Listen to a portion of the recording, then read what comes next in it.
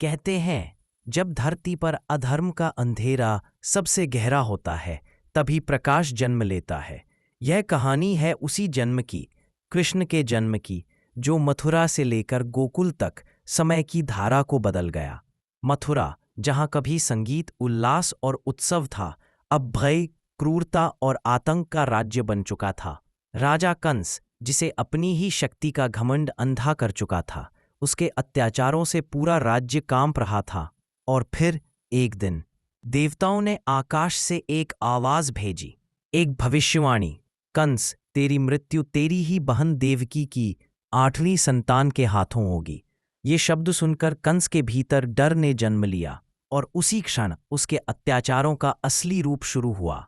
देवकी और वसुदेव को कैद कर दिया गया। एक के बाद एक 6 संतानों का जन्म हुआ और उसी क्षण कंस की तलवार, उनकी हर चीख इस अंधकार की गहराई और बढ़ाती गई। पर 7वीं संतान, उसका मार्ग ही अलग था। देवकी के गर्भ से रहस्यमयी रूप से रोहिणी के गर्भ में स्थानांतरित, और दुनिया ने मान लिया गर्भपात हो गया। लेकिन असर और फिर आई वह रात, तूफानों से घिरी, बिजली की गड़गड़ाहट में डूबी। जब समय ठहर गया, देवकी की बेड़ियां टूट गईं, पहरेदार गहरी नींद में सो गए और कारागार में उभरा दिव्य प्रकाश। कृष्ण जन्म ले चुके थे। वसुदेव ने नवजात को उठाया, कारागार के दरवाजे स्वयं खुल गए, यमुना की लहरें रास्ता देने लगीं और शेषनाग ने अपने फन से मार्ग ढक लिया। वह यात्रा जो असंभव लगती थी, देवों की कृपा से पूरी हो रही थी। गोकुल में नंद के घर एक कन्या जन्म ले चुकी थी। वसुदेव ने दोनों बच्चों की अदला बदली की और वापस लौट गए मानो कुछ हुआ ही ना हो। जब कंस ने कन्या को मारने की कोशिश की, वह आकाश में चली गई और बोली, जिसका डर है वह गोकुल में जन्म ले चुका है। कंस का भय अब क्रोध बन चुका था और उसका निशाना गोकुल।